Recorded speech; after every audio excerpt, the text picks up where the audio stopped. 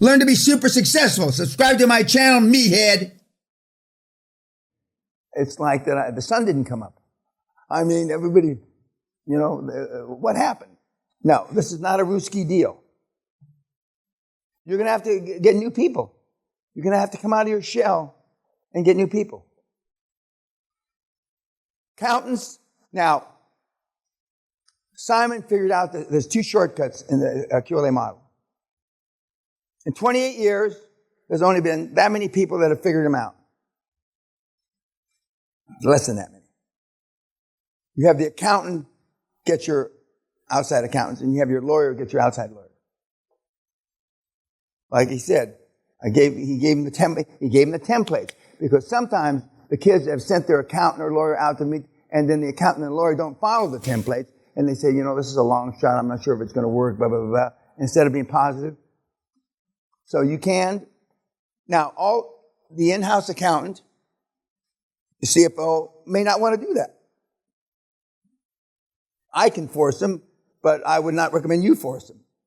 But during the interviewing process for the board, and it's in one of the templates, down the road when we're bringing in outside accountants, you feel comfortable being the head of the interviewing process.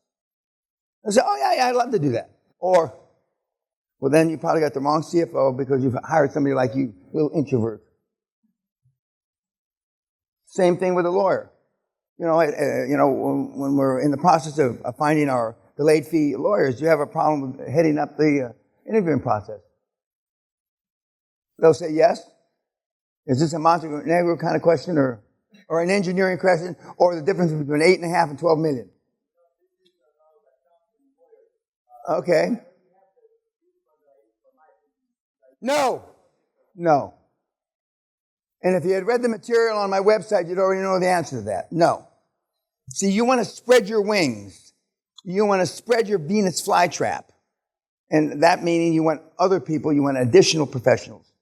Wallace Simpson, who got the king to abdicate back here, 70, 80 years ago, made a famous statement: you can never be too thin or too rich.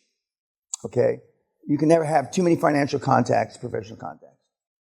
Your Rolodex, even though they don't use that anymore, your tablet, or wherever you keep your contacts, can never be too big. And most of you have no contacts now, or next to none.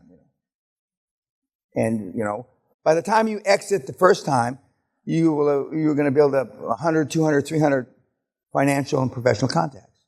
And by the time you exit a second time, you'll have 500 or 1,000 contacts. And by the time you exit the first time, almost all of you will not be as introverted. Some of you will just still be introverted, but by the time you exit 3 or 4 times, you can't be as introverted as you are now. You just can't, because you will not have been able to meet all these people and interface with all these people and talk to all these people and make presentations and sell and still be as introverted as some of the people are. Okay, so now you've asked your lawyer, and he can get outside lawyers, and he will explain, or she will explain, the delayed fees like they brush their teeth having a cup of tea. Okay? And if you have the right people, like Andrea said, our in-house lawyer, who's he's a world-class guy from Slaughter and May, and he said, well, you're not as good, and he whacked the shit out of their fees, and they do all these other things that you wouldn't do in the first couple of meetings.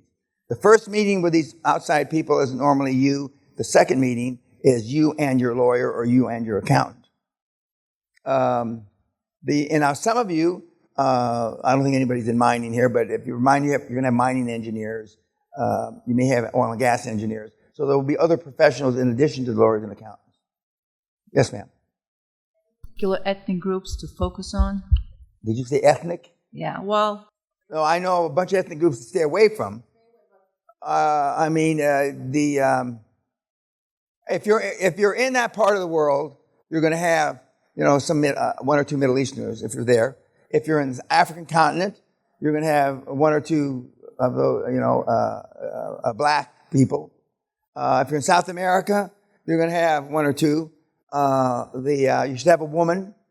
not because I'm being PC, because they do add a different perspective, and women don't fuck around as much, and they're good project leaders because of the multitasking that I discussed the first day. But you want you want to spread. You don't want a spread of intellect because you want them all to be smart. You're not bringing, retard from here, even though I call everybody retard, but you don't want to go out and find somebody that you know is for sure stupid.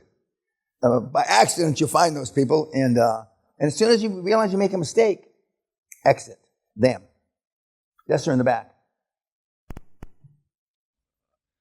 If you have a company that has value now and you're going to bolt on, you're not getting rid of it.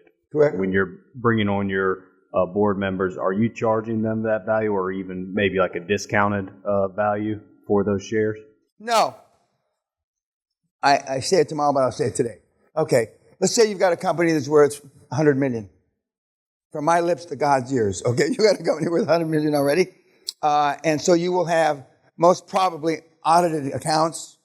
And those audited accounts will have a net worth, bottom line. They will, and the options are based on what the current, not the enterprise value, the pie in the sky value, but the actual book value. And let's just say the book value of the company is $50 million.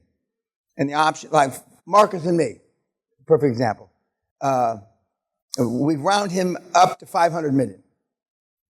I'm a big spender, right? Because I know I'm going to take it to $5 billion. So from $500 million up, I get a percentage of whatever, in options, of whatever the company grows to. If he was only $10 million, it would be whatever the company grows to from $10 million. Effective some date. The easiest date is December 31, the closest. But it should, for the future, coincide with the date that you have accounts, numbers to prove what the value is. And they're options. They're not equity shares. They're options. So let's just say the options are $10 a share now, and when we grow to $100 a share, I will pay the tax difference between $10 a share and $100 a share when I exercise them. The differences in founders' equity, it's normally zero basis because you're starting from scratch. The directors tease me because I had $820 in. So my shares basis was 0.000082 cents. And so theirs was 0.00 because they had no money in the deal. And so, but I mean, that's close enough to zero. And everybody paid tax accordingly.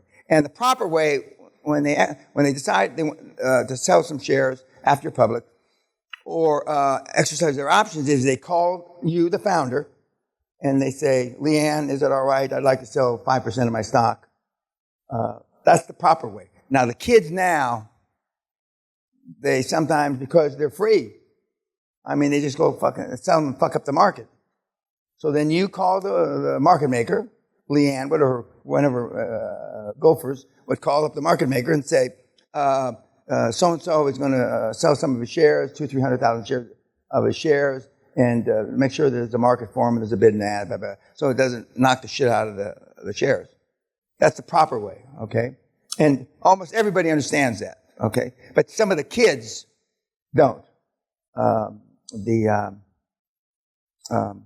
So you will incentivize the people through either shares directly or options. And the employees that Simon alluded to, key employees, he will be giving them options, not shares, because the company's already got, a net worth of maybe a couple million bucks, a couple million euros, and so they'll get those down the road.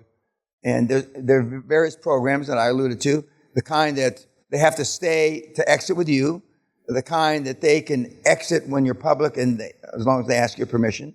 And you'll work it out with the best program. You heard what the Goomba brothers do. They want them to exit everybody together and not them, give them what I call the free choice. As long as they notify you when they're going to sell, I don't mind the free choice. And we're going to talk about IPOs and stuff like that. They sound like the gilt-edged panacea, but they're not. because there's all kinds of restrictions. And it's extremely expensive to do an IPO now. 10 to 20% of the market value could be. And the smaller the IPO, the more expensive it is. If you've got a $10 billion IPO, the expenses are de minimis. But if you've got a $100 million IPO, they're high. They're high. And if you sold as the major shareholder, or you went public as a major shareholder, you're going to have what's called restrictive stock, stiff stock, they call it. Stiff because they shove it up your ass. That's why it's called stiff stock. It's Rule 144. You have to get permission in America through the SEC. And they will probably allow you to sell only 10% of your shares in an IPO. And you've got to keep 90% of your shares. And then there's only 8 times a public company in America you can sell stock. They're not in the black periods. Because we report in America 4 times a year, 30 days before reporting and 30 days after reporting are considered black periods. You can't sell stock. You can sell stock in between those. In this country, there's 4 black periods, 30 days before and 30 days after. You will not be able to sell all your shares. That's why I like strategic sales, because most likely you're going to be able to dump all the shit on somebody 100% right away. And then you run like a thief in the night, and do it again. But there is a lot of fun being the head of a public company, as I was for almost 10 years. And but I mean, if you can't realize and get the money. Now, when they threw me out, nobody felt sorry for me. I had, 18 million shares. I mean, I had a lot of money. It hurt my ego more than my pocketbook. Didn't hurt my pocket. Actually, it was good for my pocketbook because all my stock became liquid on day one. So I could sell all my shares on day one. When I was the chairman CEO, I couldn't do that because another thing is when Leanne and or her husband decide to sell shares, it's a bad sentiment to the market. Why are they selling shares? Don't they believe in the company anymore? Are they leaving? Are they getting a divorce? As Mitchell cut their throats? I mean, so, and then your PR guys are they're telling stories, everything's fine, and people don't leave to pursue other interests. People leave because they get thrown out, okay? And a lot of these guys and gals, all of a sudden they're ill, okay? And then I believe they're not really ill. Well, they're ill, maybe up here, but they're not physically ill. But that's why I like strategic exits, because you get almost all your money. The founder may have to keep in 10 or 20% if a strategic buyer, and he may be asked to stay 6 or 12 or 18 months. But the rest of us get to run like thieves in the night. We'll talk more about that tomorrow. So we've talked about this directly or indirectly for the last 4 days. Again, the chairman is the most important person. Chairperson, whatever the hell they call him now. And he can make or break your deal, your company, and your fucking net worth. So you got to choose wisely. But in the beginning, if you see you made a mistake, don't wait around. Because the longer they're in that position, the more powerful they get.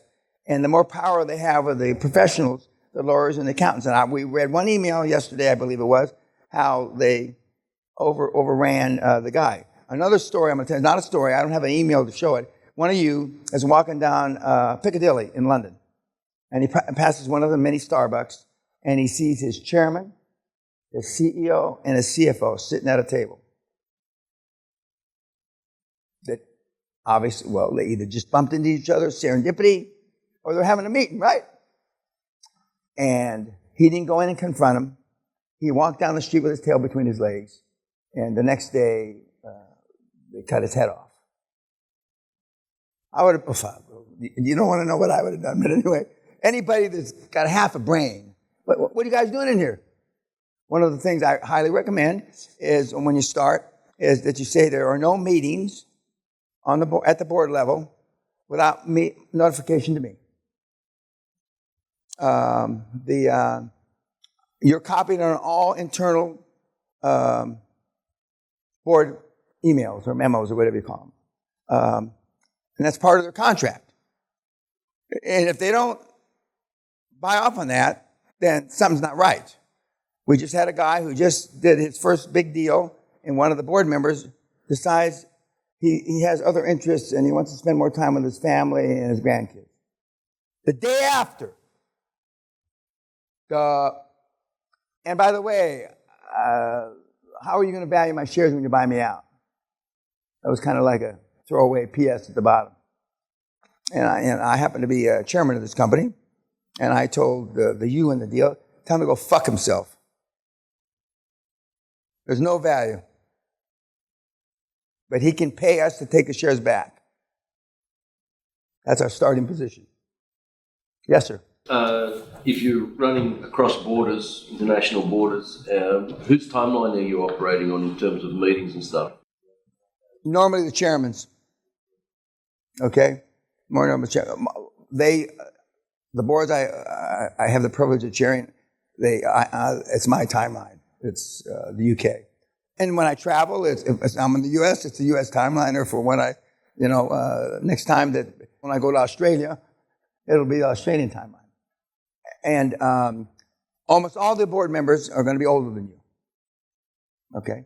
And again, I already said they have nothing to do with all day to do it in. And so they're going to, they want meetings, meet on the golf course. I don't suggest you do that. I've told you, my mentors, Costa Galatzos and I, you have to have something in common with your chairman, especially if he's going to be your mentor as well, other than business. Costa Galatzos and I was, Michelin star restaurants, fine wine, cigars. Jim Newman, the author of Release Your Rigs, it was tennis. I used to be a pretty good tennis player. And Jerry Ormond was golf. I was a pretty good golfer. I was a very good golfer. And so we had those same things in common. So when I used to come to the United States, I'd stop off and see Costa Galatzos, Onassa Shipping, and we go to, normally the Grand Wee. And then I come through Dallas to see Jerry Ormond. And then I go through Los Angeles to see Jim Newman. So my trips were extended 3 to 5 days whenever I traveled because I saw those guys. And then laterally, when Governor Kerry became like another mentor to me, he was in New York, so I could see he and Costa. This is before the internet was prevalent. But you're going to be able to do a lot of this contacting with you, keeping the board members updated, written, or on these video things, and you're going to get one of those sample links. And from Thomas, and Thomas does an excellent job in communicating. And as long as they feel in the loop, because they know deals crater, they know people quit, they know people get fired a lot more than you because they've had 40-year careers, 50 or not 40, but 20 to 40-year careers, and they know you'll feel that you haven't accomplished anything, so you'll be hesitant or to send them off an update because you think you're falling by the wayside, and they'll know that these things take time, and as long as they're kept in the loop, even when I'm not suggesting you're going to crater 2 or 3 deals, but if, God forbid, you crater 2 or 3 deals, they'll understand. And, they know, no, I don't do this. Oh, I understand, but they send a soothing sentence or two. I'm not much of a soother myself. I'll just say, okay, retard, keep pushing. That's as soothing as I get. But I almost always respond. And you may do a $1 billion deal, and all I'll say is, terrific. That's it. And here in Britain, they always want to pop champagne. I mean, you do something that's reasonably okay, they want to have champagne. I wasn't much into that. Sally's into that part, being English. Okay, so now yes, ma'am. Speaking of catching cheating board members. Catching what? Cheating board members. Oh, I thought you were saying catching AIDS or something. I want to go Okay. back to that. I want to have a plan. So I created my board. Like this. Yes. I went through the whole step thing, and I told them no meeting without me. And then they had a meeting without you. and then I catch them. You're talking like you step. caught a cheating husband or something. You've had that experience too. Yeah. So I had a plan. I need to have a Okay, plan. you have a plan. Okay, so what's your plan? So my plan is, if it's written in my board documents, no cheat, no. Well, they're not going to put no cheating in the Well, document. no meeting without me. Yeah. So if you it's can have written that. there, You can have I'm taking all it to board board. meetings have to be inclusive of all board members. That's how they'd write it. They wouldn't say, don't exclude the founding Russian bitch. Yeah. You know, No, they wouldn't have it like that. All board meetings have to be inclusive of the founder. Okay, and then they didn't listen. I caught them. What do I do? Well, I mean, it depends. Well, it depends what the next sentence says. You know, subject to, being thrown off. They will use a better word than thrown off the board. They may even be able to put in subject to you reclaiming the shares, as long as it's in the document. But the problem is, if you're already, the problem that I foresee, and accountants will say, is that if it's already got worth and they have to give the shares back, it's a taxable event. So, but I would gladly, to get the shares, I'd gladly pay the tax on it, because it's going to be worth a lot more than the tax I'm paying. Some of you people in here, in a bank, I'm not positive, but I'm almost positive that could be a transaction. If it's a lot of money, if it's 50 grand, 40 grand, a bank's not going to fucking loan you the money. But I mean, if it's millions, et cetera, I'm sure to get control back of a meaningful amount of shares, the bank will loan you, the company, the money. You understand what I just said? In the back, yes, sir. Okay, YouTube. We can't give you too much. Leave it on. We can't give you too much secret sauce, YouTube. Otherwise, these kids don't have an advantage. They have an advantage because you're retarded and you're there and they're here. Goodbye. Go ahead.